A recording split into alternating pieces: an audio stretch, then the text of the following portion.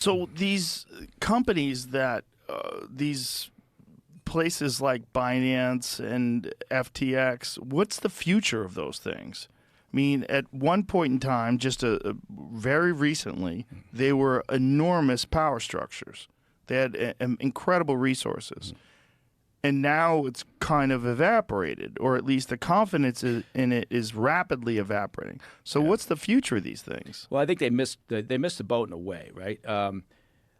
Decentralized is not the same as unregulated, right? And I think the reluctance, anytime you talked about regulation over the past couple of years, right? People would just whether they were libertarians or crypto enthusiasts or whatever, go, no. Right. They don't want to get the government involved. They don't want the government. But there's certain reasons to have some regulation, right? And this is a good example of how you can prevent, not all the time. Some people, occasionally there's going to be someone who's actually really sophisticated and smart, and they're going to snake through.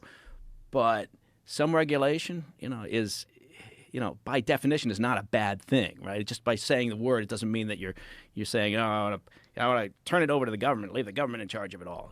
No, but you're looking to try to create an environment that protects investors, right? But in the Bernie Madoff situation, he was regulated. Yeah.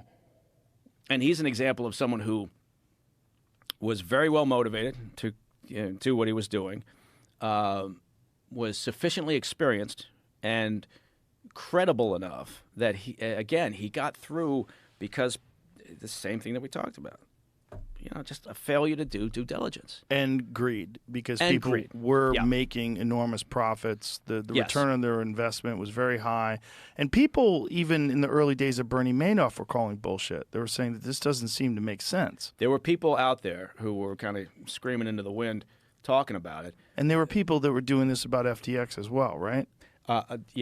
Less so, because they would get drowned out by the no regulation, bullshit. You don't understand crypto.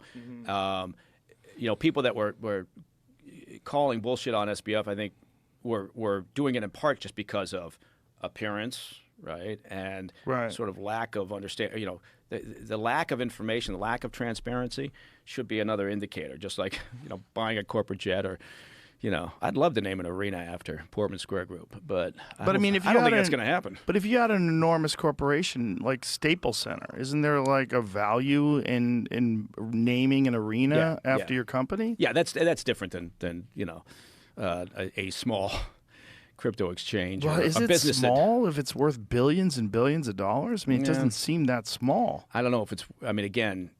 It's relative value. Is it really worth billions and billions of dollars, or is it? Well, obviously not. We'll find out now. But I mean, if you think about the fact that they were that profitable inside of 3 years, if they really did start in 2019, and by 2022, the fucking end of the year, that the house of cards had already fallen down. Yeah, and it's given like whatever $30 million to Democratic causes, and the number two donor next to George Soros, which is fucking terrifying. Like, that guy